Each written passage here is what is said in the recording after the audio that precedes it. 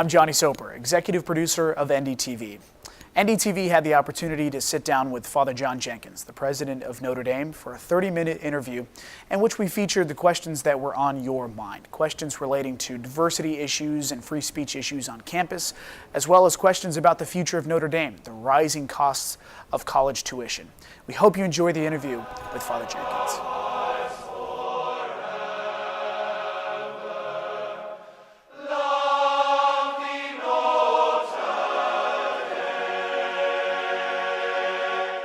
Father Jenkins, thanks so much for taking the time today to speak with us. We are in the Duncan Student Center on the second floor in the new NDtv studio, and there are brand new spaces for Notre Dame student media on the second floor, and of course the entire building has tons of amenities for students. You said at the time that the project was announced that it was the most audacious building project the university had ever undertaken. What did you mean by that, and what do you think the project accomplishes for Notre Dame in the long term? Well, John, first, thanks for being here. It's great to be interviewed here on NDtv, and thanks for your crew for their hard work to make this possible. But let me answer at a few levels, because I think it's important to see all the levels of this project. I mean, first, as far as just the cost, and as far as the complexity of this building project, it's certainly the most audacious, but it's much more than that.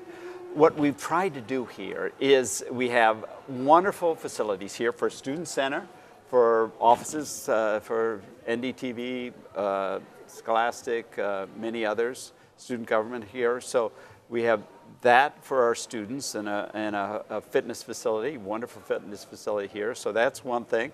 We have the psychology and anthropology. We have the digital media center over in Corbett. We have sacred music in the south in O'Neill.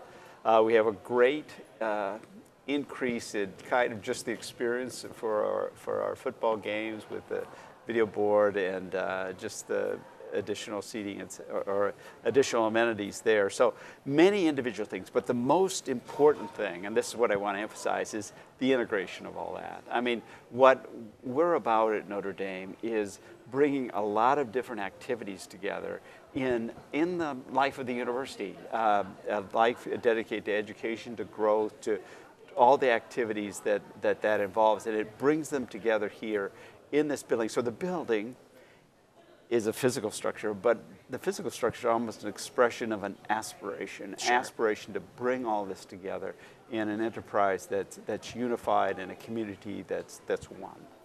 You, many students may not know, you were transfer students at Notre Dame. What was your undergraduate experience like as a student? Well, I was a proud transfer student. My father was a physician, and he taught at Creighton's Med School. So I went to Creighton University in Omaha for a year and then transferred in here. You know, and I would say, I think you know, at first it's challenging because everybody knows everybody, and Sure. You're trying to get to know people. But with time, it just was a wonderful experience. Intellectually, it was great. Spiritually, I think I'm a Holy Cross priest now because of that. In terms of the friendships I made, in terms of the experiences I had, it was an extraordinary experience. And I am who I am to a large degree because of coming to Notre Dame. Did you know that you wanted to be a priest before you came to Notre Dame, or did that experience inspire you to become a priest? You know, it's something that I thought of. I had an uncle who was a priest, and I had wonderful priests in my life. But I think Notre Dame had a great deal to do with it. I think intellectually, to bring together kind of various, you know, beliefs and questions. I think spiritually, for spiritual growth. And just the sense of community here, really, that I wasn't a seminarian when I was here as an undergraduate. I was a lay student, but that really drew me to the priesthood and to Holy Cross. We have a number of questions from students that center on some of the pressing issues, not just at Notre Dame, but also across college campuses. And one of those issues in America recently has been free speech on campus. Vice President Pence lauded Notre Dame in his commencement address 2 years ago for having a commitment to free and open dialogue, whereas you've seen at some other universities that has not been the case. In 2014, the University of Chicago released a set of guidelines on free expression that reaffirmed their commitment to freedom of speech on campus and that have since been adopted by 45 other universities. What does your Notre Dame version of the Chicago Statement on free speech look like? And does the university have any plans to adopt a similar statement? Let me just say first, I think that the challenges we're facing now on college campuses is really a reflection of the challenges in society. I don't recall when we've been more polarized. I don't recall when the political rhetoric's been more acerbic, more divisive. And I think that divisiveness kind of seeps into universities and creates the challenges you indicate. The University of Chicago Statement, I think it expresses many great ideals, all for it, at one level. But at another, we've lived that at Notre Dame, and I don't say this with arrogance. We've lived that at Notre Dame. I don't know of any speaker, any invitation to any speaker that's ever been rescinded. I don't know of anyone that's ever been censored. We've had difficult occasions. George Wallace came to campus to speak, and that was quite controversial. I mean, we had President Obama in 2009. We've had a lot of controversies. Never at the University of Notre Dame has any been prevented from speaking. I'm tremendously proud of that. I think that's what we live. I think the two sides, and I hope we always keep this in balance, everyone can speak and say what they want, but I hope everyone does so in a way that's respectful of others, in a way that advances the commitment to truth, in a way that doesn't demean others.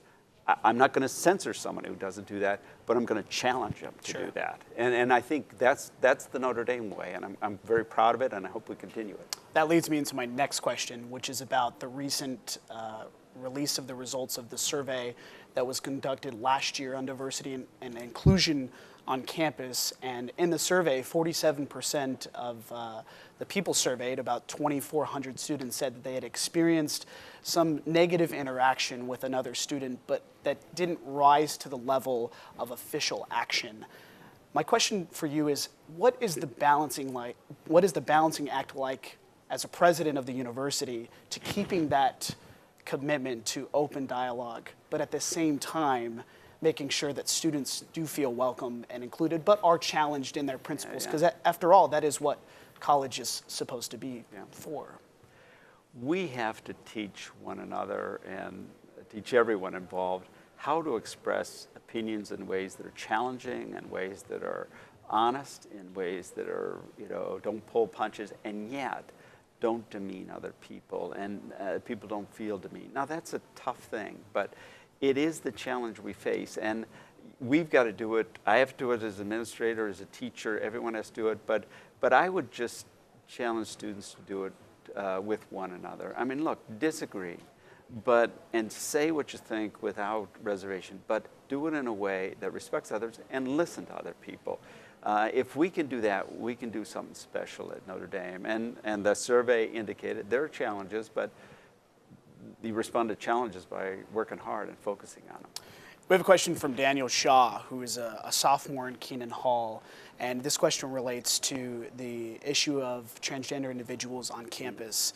His question is, what are your plans to address potential issues that may arise with transgender students and their dorm assignments that do not match their identity? Yeah, I think, let me first say, I think people who suffer from this dissonance between their biological gender and how they feel in society are someone we need to attend to in a special way. I think they have a lot of challenges, and that's something we need to be careful about. At the same time, I think we can't make sense of having men's and women's dorms without a sense of what that means. And there is a dimension of this that is rooted in a sort of Catholic tradition, a sort of long tradition of the sort of givenness of a biological reality. So what we'll try to do is that sensitivity to those individuals, helping do all we can to support them, but at the same time recognizing this other dimension that helps us, puts it in a framework that helps us to understand how we relate to one another kind of biological realities of human existence. Sure. It's been a difficult time in the Catholic Church recently. You called the clergy abuse scandal unspeakably sad, and you established two task forces, a campus engagement task force and a research and scholarship task force. My question for you is this: what is the ultimate goal of these task forces? And more broadly, what is Notre Dame's role in helping to heal the wounds within the Catholic Church? Great question, John. And I'd say roughly, just kind of thumbnail sketch, the two task forces, I mean, the engagement task force is really to listen to the community, whatever they have to say, recommendations, comments, feelings, whatever, and to elicit those reactions and wisdom the community has, and to encourage dialogue. I think the second one, the one on research and scholarship, is really to ask, what does a university do? Notre Dame can't solve every problem here, and there are many, many challenges here. We can't be the one to say, okay, let's fix everything. But we can contribute. And how can we contribute as a university? What does a university do? Well, it's a place where there's thought. It's a place where there's scholarship. It's a place where there's expertise. So the second task force is to ask, what can we do? What resources do we have in terms of expertise, knowledge, research that can contribute to this situation? So those are the two tasks, and I don't expect us to come up with the solution with a capital S, but rather to make a contribution, a significant contribution to the challenges. For you personally, reading the reports, speaking with your brother priests, speaking with people on campus, what was your experience like? How has it been for the past couple of months? Has it been challenging? Do you find that there's any hope here on campus at Notre Dame for the future of the church? Challenging is an understatement, John. Yeah. I think it tears your guts out because, it really is, you've given your life to a certain vocation. You've given your life to what the church means. And to find it sort of dragged through the filth in this way is personally very hard. It's hard for me. I'm sure it's hard for my brother priests. So it at a personal level, it's tremendously gut-wrenching. At the same time, it's a reminder that our hope isn't in a human institution. Our hope isn't in, these set of people. It is in the mystery of the salvation offered by Jesus Christ. And any priest who finds fulfillment in his vocation is someone who has a personal sense of that, and it drives you back almost. It kind of makes you rely more on that relationship, and that can be spiritual purifying, and I think many of us have found it that. So then once you get there, then the question is, okay, what can I do to preach the gospel better, not only by what I say, but by what I do? Controversial topic on campus has seemingly always been the relationship between the Catholic Church and the University of Notre Dame. You've been president since 2005. You know this well. And it was heightened last year when the university decided to include simple contraceptives within the university-sponsored health insurance policy after the initial decision was to not include the simple contraceptives. You said at the time that it was a difficult moral decision for you, and you've also said repeatedly throughout the years that your hope for Notre Dame is to be a place that is clear about what it stands for, and courageous in standing for that. My question is, what do you think is the current relationship between the Catholic Church, its doctrine, and the university?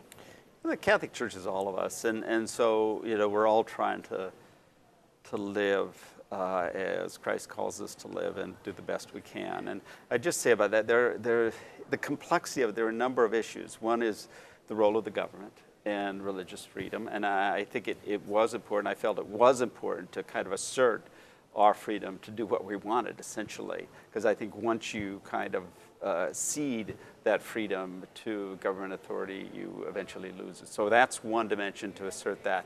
At the same time, Notre Dame is a Catholic university, but a Catholic university that recognizes that many of its staff and faculty and students aren't Catholic, and we just have this odd situation. It is an odd situation in this country, odd in respect to the rest of the world, that the employer kind of makes decisions that impacts the sort of health care and options of employees. And so the challenge was to balance fidelity to the church teaching with fidelity to church teaching about the freedom of human consciences and the freedom of people to choose. Did that the best I could. You know, people obviously disagree, they will disagree, and that's fine. But, you know, I think being Catholic is kind of, it's not simply kind of reading down the list and kind of, you know, doing things by rote, but there's an element of discernment in complex moral issues, and that's what we try to recognize and try to respond to. That will continue, and there will be controversies in the future, but that's not a sign of lifelessness, but perhaps it's a sign of the life of an attempt to live a life of faith. Let's talk about the future of Notre Dame. Notre Dame's mission is to be a force for good in the world, and in order to do that, the university has been expanding campus, but expanding research efforts, hiring more faculty in recent years. But one of the unique parts about Notre Dame is that it is a small campus with a great tradition and a great sense of family. How do you, as you take the university into the 21st century, keep that small family environment, not just spiritually, but also physically with the campus size, but at the same time, serving the needs of the university in terms of research? Is there a hard edge to campus? What is your plan to help future administrations of this university guide them through that decision-making process? That's a great question, John. It really is, and something I worry about, because I think you're right. That sense of community, sense of belonging, is so much a part of who we are at Notre Dame. And as you grow, you know, there's the danger of becoming more personal and losing that. But, you know, we just have to develop a culture where people kind of care about one another, and there is a sense of belonging and a sense of a community here. You know, when Father Soren started at Notre Dame, it was a handful of people, 100 or maybe 200, I don't know the number, but a small number. You know, now we have thousands. Well, I believe we still have the same spirit that was there in those early days, and we have to be creative in finding ways to continue that into the future. And so you're right to point out that problem, but we just have to, like anything, we have to be creative in responding to it to preserve what's valuable about Notre Dame, what makes it the special place it is, while adapting ourselves to new conditions and exploring new opportunities. So in that same light, what do you think is the biggest challenge for the university as it moves into the future? Yeah, I think maintaining its multiple commitments to, you know, real excellence in research and in education, and retaining that sense of community and retaining that sense of mission, mission in its richest sense that really has informed the activities of Notre Dame and made it the special place it is. So balancing all those various commitments in a way that reflect a special mission, a distinctive mission of this university. There's a challenge for students in America today, and it has to do with the increasing cost of tuition. It's not just at Notre Dame, it's across the country. And frankly, universities now are cost prohibitive for a lot of students. So what do you think is the future of this issue? How can Notre Dame take steps to rectify this? Are we going to be able to afford to send our kids here in 25 years? Because it seems like the cost across the country has increased exponentially and doesn't match the rate of inflation. So how do you address this problem?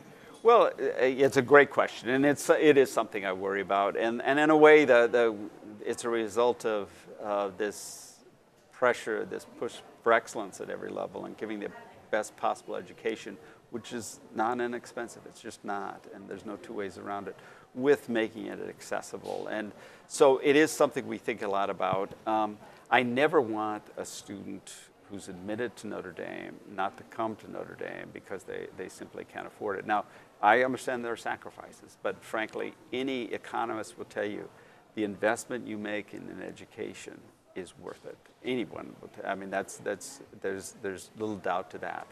But you've got to make it accessible to families so that they can afford it, and that is why financial aid is our top priority. Roughly half our students receive financial aid from the university. Some receive financial aid from other sources. Every family every student admitted at Notre Dame. I understand there are challenges or sacrifices, but I want Notre Dame to be accessible. And so we are absolutely focused on financial aid and making Notre Dame as accessible as possible. I think families have to educate themselves on the investment and the financial sense of getting an education, because it does make sense. But frankly, I think families realize that, and that's why many students want to come to Notre Dame. So, but we have to make it accessible for them, and that's a top priority for all of us. And financial aid was the biggest priority of is the biggest priority of our current financial campaign. And the university does award a lot of financial aid dollars, some $230 million in financial aid every year. Yeah. Do you foresee in the future a situation where the cost of tuition decreases, not just at Notre Dame, but in the country at universities, or is it only going to continue to increase? Two things. I think the sticker price, if you will, of the cost of Notre Dame has gone to about 3% which is not that much out of line with inflation, but the actual cost, what students pay, is very much lower. So, a lot depends on a lot of economic factors that we don't control. But again, the absolute cost is less important for me than the accessibility. It should be possible for students who admitted to Notre Dame to come to Notre Dame. Let's talk about the accomplishments of the university. What makes you most proud of Notre Dame today? Well, I'm proud of Notre Dame because it's a great institution. I'm proud of the work of our faculty. I'm proud that the work of our faculty is ever more recognized in the United States and around the world. I'm proud of that. I'm proud of our students and proud of what they do. But as I often say it, I'll say it now, I'm most proud of our graduates. I think that is for me, that's the marker of what a Notre Dame education is for and what it's about. We have great graduates who do great things in the world, and I believe we'll continue to have that. Last year you said during the discussion of the Land O'Lakes statement in its anniversary year that you have a concern that college is becoming an increasingly transactional relationship. You bring up the graduates of Notre Dame. If it isn't a transactional relationship, or you hope that it isn't a transactional relationship, what do you hope the Notre Dame experience is for an undergraduate? No, I hope the educational experience shapes your mind and heart and spirit. It did for me. I think I am the person I am because I went to school at Notre Dame. I look around at our graduates, and I don't mean this as an arrogant statement at all, but I'm just so impressed at not only their talent, but their generosity of heart and the good things they do and the character of them. It's probably self-selection. They came to Notre Dame because they were good people, but I hope their time here shaped them morally, spiritually, socially in terms of friendships, as well as intellectually. That's what I believe Notre Dame education is about. You're in the middle of your third term as president of the university, and you follow Father Malloy, who was president from 1987 to 2005, and then, of course, Father Hesburgh, who still holds the record for longest tenure of any university president in American history. How have your perceptions of the job changed from day one to now? Oh gosh, I say this facetiously, John, but I think I know what I'm doing a little bit more. Maybe not, but I just, there's so many ways. I don't want to kind of give you a laundry list, but I would just say this to you and to your audience. Leading is about learning. Leading is about learning. If you think you come in every day and you got it figured out and you're going to tell everybody what to do, you'll be a failure as a leader. Every day I learn. Every day I learn how to do my job a little bit better. Every day I learn from conversations with students, from conversations with faculty and staff. And you learn how to do it, and you get the sense that leading is kind of helping all of us do it together. So maybe I hope I've learned about how to do that a little bit better, less clumsy way. So that's what I'd say. Leading is about bringing people together around something, and I've perhaps learned that more deeply and learned how to do it a bit better. Has anything surprised you in the last 13 years as president? I Has imagine it's anything probably not surprised me? Yeah. There are always surprises. Yeah. I think I think times change and students change. They're the same, but there are differences, and so trying to keep up with what students are thinking is, and I don't know if it's a surprise, but it's a daily learning. Sure.